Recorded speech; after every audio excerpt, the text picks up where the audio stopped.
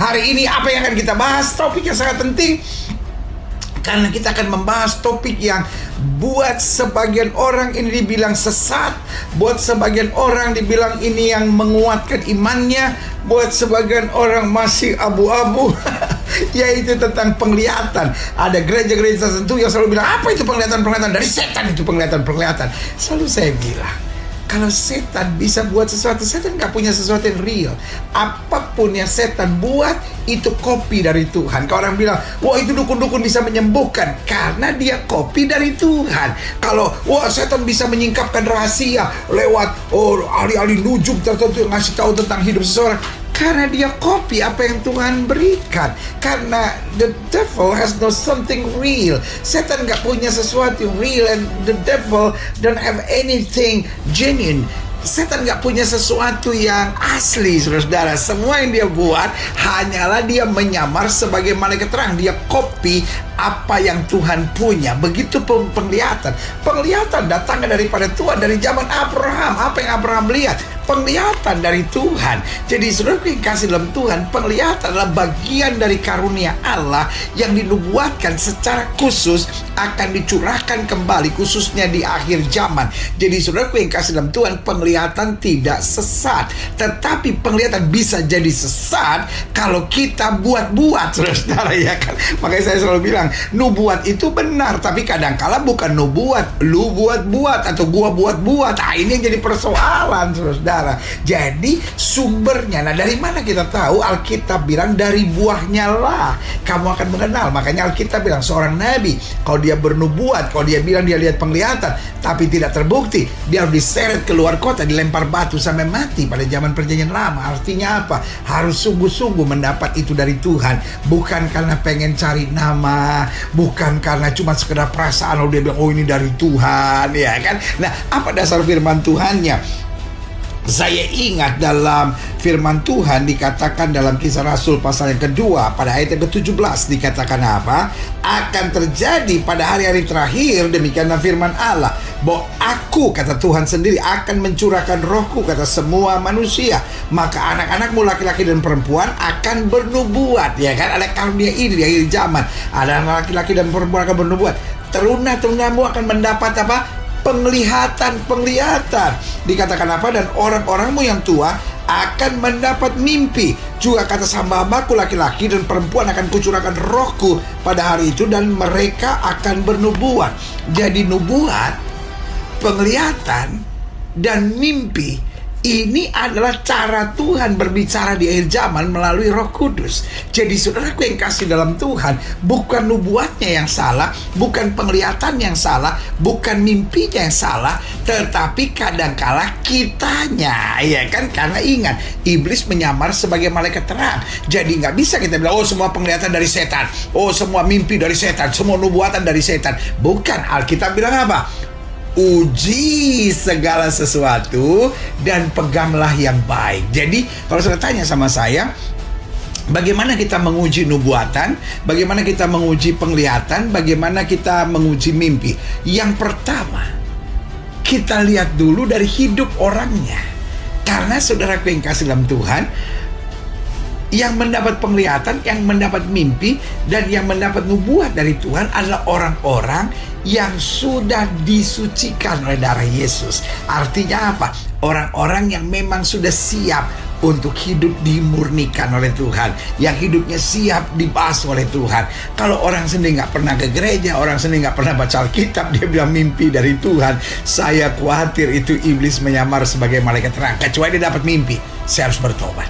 Kecuali dia dapat penglihatan, wah ada neraka, kalau saya nggak bertobat saya dilempar ke neraka. Jadi orang-orang yang belum sungguh-sungguh bertobat, orang-orang yang belum sungguh-sungguh lahir baru, kalau dia dapat nubuatan, dia dapat mimpi, dia dapat penglihatan, selalu mengarahkan dia pada pertobatan. Nah itu dulu yang harus kita perhatikan. Karena menjadi aneh kalau orang itu belum bertobat, orang itu belum lahir baru, orang itu belum hidup dalam terang Tuhan, tiba-tiba dia mendapat mimpi tentang pesan-pesan Tuhan, tentang pesan hidup seseorang. Saya khawatir itu diintervensi oleh roh jahat, saudara-saudara. Karena pesan Tuhan untuk orang-orang berdosa, untuk orang-orang yang bertobat, untuk orang-orang yang belum mengenal Tuhan, pasti mengarahkan dia pada pertobatan, pada keselamatan, pada dorongan untuk menerima Yesus sebagai Tuhan dan Juru Selamat. Itu dulu yang kita jelas. Jadi untuk setiap mimpi, untuk setiap nubuatan, untuk setiap penglihatan, cara mengujinya yang pertama adalah dari hidup orang itu, ya kan? Yang kedua, kita lihat dari buahnya. Buahnya apa? Buahnya damai sejahtera, buahnya perpecahan, buahnya keributan, buahnya perselingkuhan, buahnya justru lari dari Tuhan, buahnya adalah kesombongan diri. Ini harus kita lihat karena dari buahnya. Lalu ujian yang ketiga adalah dari terang firman Tuhan. Contoh, Tuhan tidak akan membuat kebenaran baru dengan mimpi, penglihatan, serta nubuatan. Semuanya itu hanya konfirmasi. Contoh misalnya, Alkitab bilang gelap dan terang tidak bisa bersatu. Tiba-tiba ada orang yang dapat mimpi. Meskipun kamu tidak seiman, tapi saya dapat mimpi. Tuhan suruh kamu jadian. Saya berani katakan, mimpi ini bukan dari Tuhan, tapi dari setan. Kenapa? Karena bertentangan dengan firman Tuhan. Tuhan tidak akan menyingkapkan pewahyuan baru. Semua pewahyuan itu kembali dasarnya adalah firman Tuhan. Jadi yang namanya penglihatan, yang namanya mimpi, yang namanya nubuatan, itu hanya mengkonfirmasi tentang kebenaran Tuhan, tentang kebenaran firman Tuhan, ya kan? Makanya seringkali konfirmasinya kamu harus maju. Jangan takut, Tuhan yang beserta kamu, ya kan? Lalu kita rasa-rasa, iya ya benar ya, saya selama ini khawatir takut, padahal Tuhan yang beserta dengan saya, gitu. Jadi saudara yang kasih dalam Tuhan, sekali lagi saya ulangi, yang namanya mimpi, yang namanya nubuatan, yang namanya penglihatan sudah dinubuatkan oleh Alkitab. Dari kitab Yoel dikatakan bahwa pada akhir zaman itu akan terjadi. Jadi itu jelas datangnya dari Tuhan. Tapi apakah semua nubuatan, apakah semua mimpi, apakah semua penglihatan pasti dari Tuhan? Tidak. Karena di dalam bagian lain dalam Alkitab dikatakan iblis pun menyamar sebagai malaikat terang. Pertanyaannya bagaimana kita tahu? Alkitab sudah katakan dalam terang firman Tuhan, ujilah segala sesuatu dan peganglah yang baik. Dan Alkitab berkata ujilah segala roh. Karena yang benar makin diuji makin terbukti kebenaran. Nah, bagaimana cara mengujinya? Minimal ada 3 standar utamanya. Yang pertama dari hidup seseorangnya. Apakah orang yang berdosa, apakah orang yang tidak benar, apakah orang yang belum lahir baru tidak akan bisa menerima nubuat, mimpi, dan penglihatan dari Tuhan? Bisa.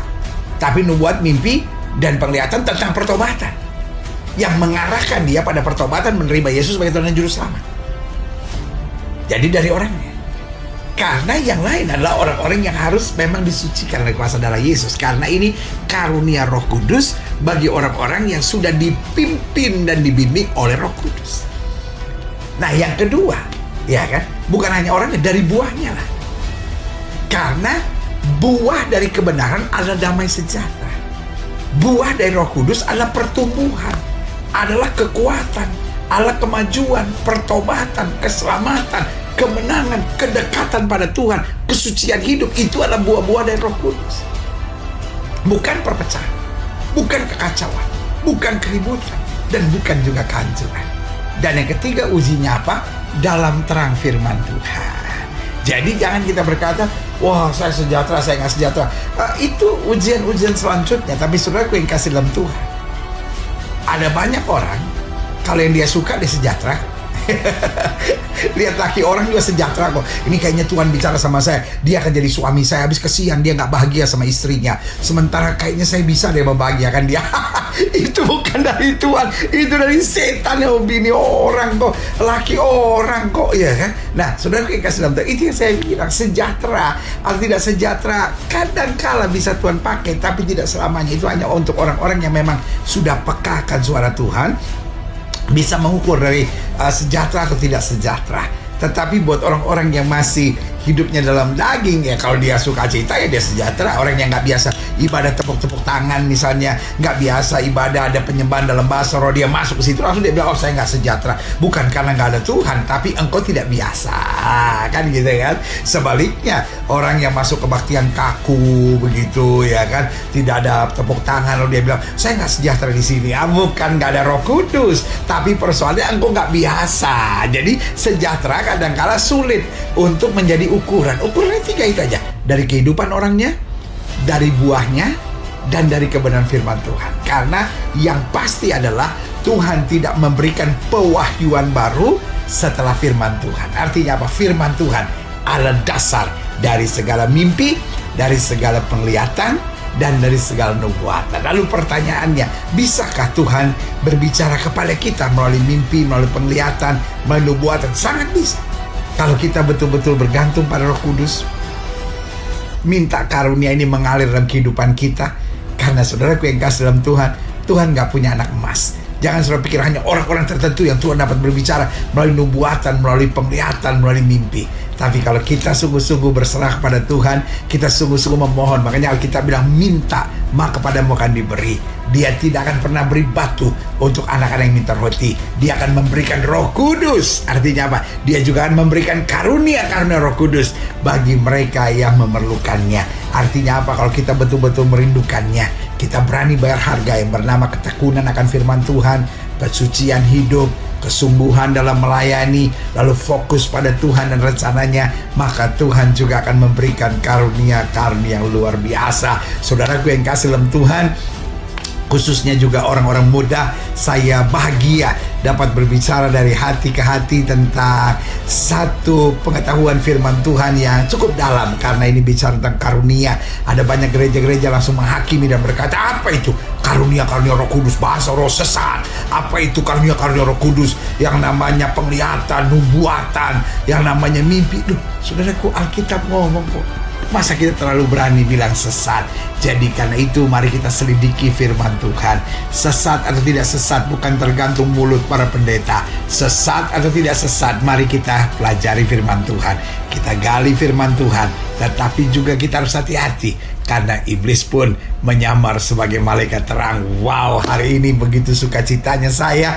Rasanya hati ini plong gitu, ser gitu. Kenapa? Karena sebuah kebenaran sudah saya sampaikan buat setiap saudara sekalian.